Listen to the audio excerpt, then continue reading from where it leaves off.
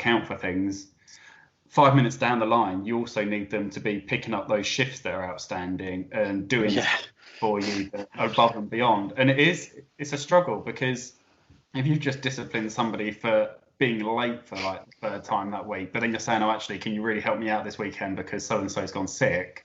You know, their immediate reaction, like you said, is that, well, actually, no, because you've just bollocked me, 10 seconds ago. I'm not going to pick up that weekend shift for you. And it is hard. And I think having a strong management team, but, up until probably just over a year ago now, or just coming up to a year, I didn't have a deputy where I am. So it was just me on my own.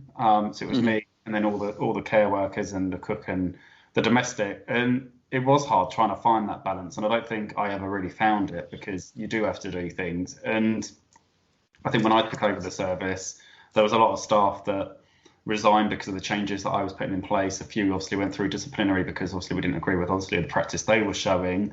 And I think staff at that time were like, who is this guy that's just, a lot of those staff had been there for 7 years. And I think they were like, well, who is this guy that's just come in, is making all these changes to this services? All these people that I've worked with closely for 7 years are leaving or, being dismissed from the company. And, trying to build that trust and say to them, actually, I'm doing this for the residents, and long term, I promise you, I'm doing this for your own good. But I mean, the staff that I've still got there, when we reflect back, they're like, actually, the changes are so much better, which for me is great to hear, because I think, well, actually, it's been a tough journey getting to where we are. But you're definitely right. It's very hard to find that. And especially, if you've got to take somebody through, give them warnings or take them through disciplinary, to then literally it can be like 20 minutes after the meeting wanting something from them, whether it's, like I said, covering that shift or taking the resident out or doing something above and beyond or just to help you in some way. It is hard to find that balance. And I don't think any of us can really find that balance. And I think that's where large services, definitely the elderly homes, do a lot better, because they have that structure in place. They have that human resource person in there. They have an admin, they have the manager, they have a deputy, team leaders, seniors. Whereas like for my service, it's me and the deputy and then the staff team. So we do have to, obviously we've got to do things that we don't want to do. And, we've got to speak to staff if they have done something. And I'm very lucky that my staff team are really good. And very rarely do we have to pull them up on too much. But yeah, I think, well, in a flip way, I think that doesn't help us, because then when we do, it's even more of a shock. But yeah, I think it's just trying to be honest with staff, and, as long as they know what your vision is, what your values are, I think, and trying to find those people that will believe in that from the recruitment stage, you then hopefully don't have too much of those issues. And I'm very honest at recruitment about kind of what I expect, what I want, what we don't tolerate as a business, and what I wouldn't tolerate as a manager. And I think right from the start, we find people that just won't then accept the job because they're like, actually, I don't think that's for me, And we've had people that I've said, the residents come first, that, like you said, that's what we're there for. But very closely underneath are the staff team, and I'll always look after you. But if you do anything wrong by any of the residents, then I won't have you back.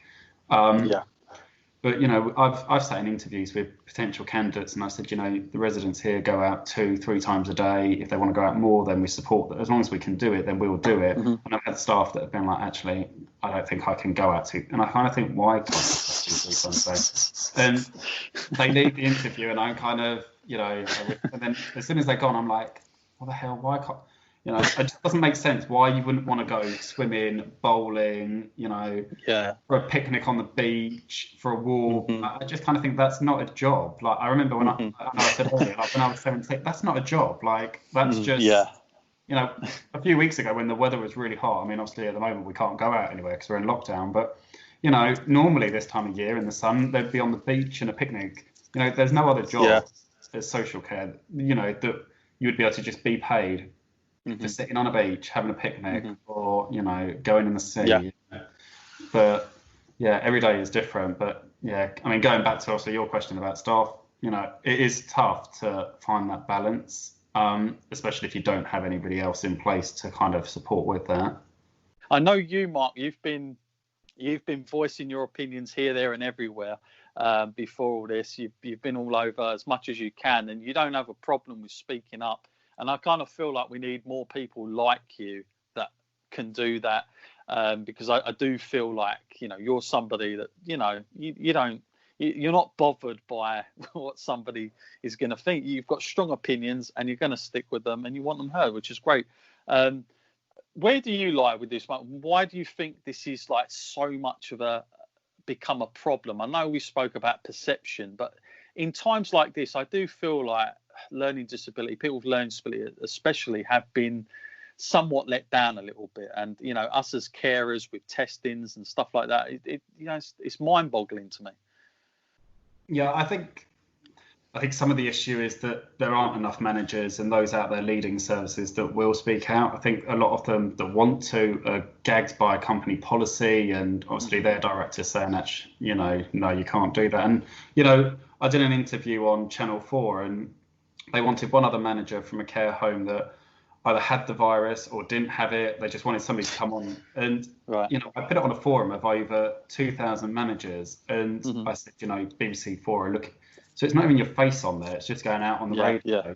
And the radio had said, we can change your voice. We can use a fake name. 100% it won't come back. But there was no manager out there that I could find that was willing to come forward and speak. And I kind of thought there's over 2,000 of us in this group. Like, if nobody's going to come forward and, this is why social care is at the forefront in the media. Like nothing's ever going to change. Yeah. And I do worry when we've got, some of the care ministers at the moment in government that just aren't fighting social care at all. And I kind of think I can understand why society doesn't value us more, because I kind of think, well, if I was an outsider looking in, I would think, well, even the ministers for care aren't battling for social care. It's all about health. And I get that healthcare is extremely important, but I don't think even nobody speaks out about the issues. I mean, we've got obviously Matt Hancock saying that care homes are all ring fenced and everything's fine and hunky dory. And I think then the public think that actually it is. And, I know in the early days when I started speaking out about the PPE issues, everybody was like, well, Matt Hancock said, that all care homes have got it. And I'm like, well, actually, we haven't, But then you end up in a battle with people because they're like, well, actually, the government have said you have. And, I know as an outsider, if I was looking in, well, if somebody from government has said that all care homes have got it, then surely all care homes have got it. So why would you then, you wouldn't expect somebody to be stood there on national TV lying. But yeah, I think we need more people that are working in care, whether that's care workers, managers, leaders, ops managers. I think we just need more people speaking out. And I think, I'm, like you said, I'm happy to do it, but I'm just one voice in millions of people. And, I think we get a lot of people that will sit behind, I do it all the time, but on Twitter and Facebook and write your comments and whatever, but they never go anywhere unless somebody's sitting there watching somebody in that raw emotion. But yeah, I think it's hard. I think you probably know as well as I do that companies have basically gagged anybody because of policies and procedures and media, and there's no way of speaking out without repercussion. But I think a lot of managers that I've spoken to are also extremely worried about kind of after lockdown, what's going to happen with the CQC, like if you're being seen to challenge what they're doing, or you're speaking to me, what's going to happen with your next inspection. And I can't, it is a worry. And even for me, I kind of think, well, actually, when I'm calling out the CQC, next time I'm inspected, are they going to bring that up? But ultimately, I kind of think, well, that's what my job is. I'm here to protect those residents and speak out for those because they can't do it for themselves. So actually, if you're then penalised for it, it goes against everything that we're actually employed to do anyway. Yeah, they I mean, in any other industry, if you were doing that and you had that kind of blanket over you, most blankets would be like, you know what, that's the guy we need to get down and sit with.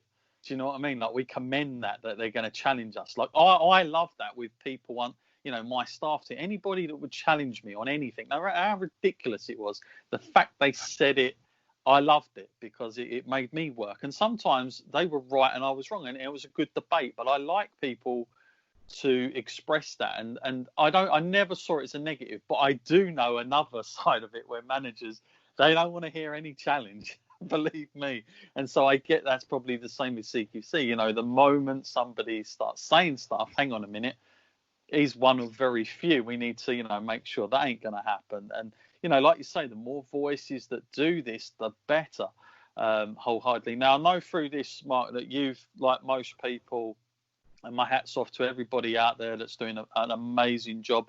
I've got a couple of friends that have literally told me that they've quite frankly moved into their care home for a long time through isolation, just because it was easier to stay in these like extra beds that they had, and the fear of spreading and all the rest of it.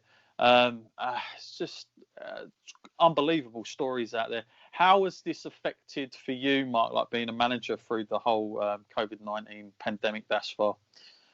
Yeah, I think for me, I've always wore my heart on my sleeve. I think that's very clear to see. And I've never really suffered with mental health and anxiety. And I think since lockdown, I really have. And I think, my wife and my children moved out of the home, would have been 12 weeks, it'll be 13 weeks next week.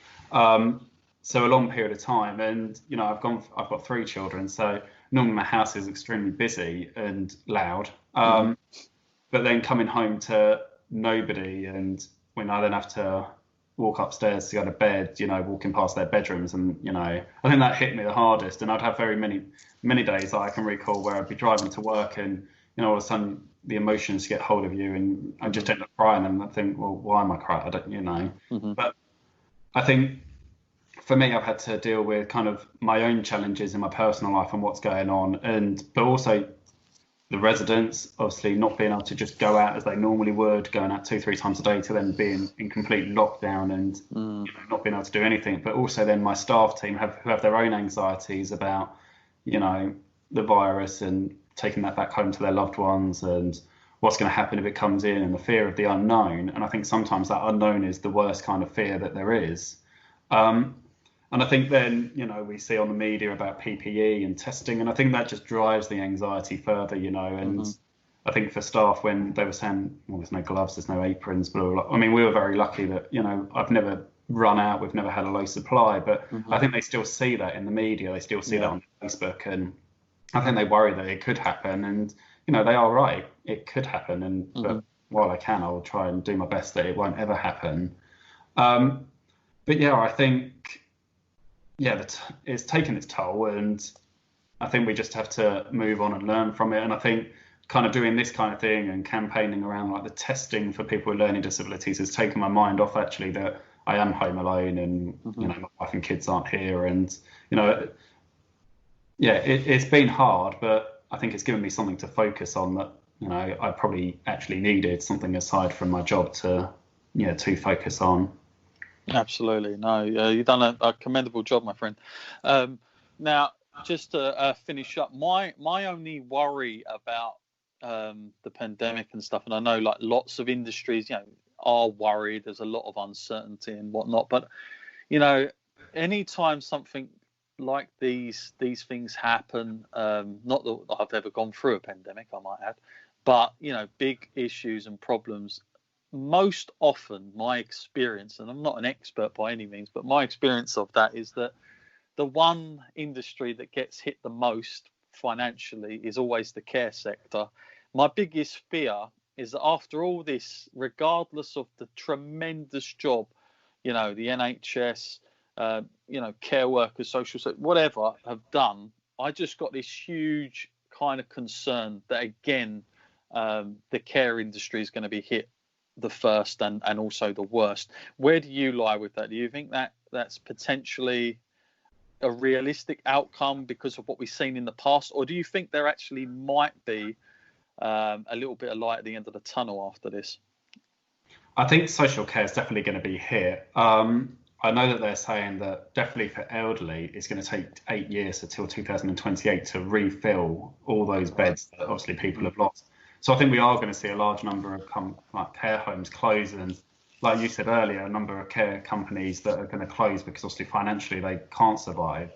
I think it's hard because I think most industries you would have a strike to like postal workers, railway workers, NHS, just strike. Whereas I don't think social care, I think even if I arranged a strike today and had thousands of people, that you're never going to leave those residents without somebody. I think that's very hard, and I think sometimes that's why there has been no changes, because actually we can't do something like outside the box like that, because the impact for like tomorrow would be devastating. People that we've neglected all day. I think change will come. In what form, I have no idea. I do think relatives of care homes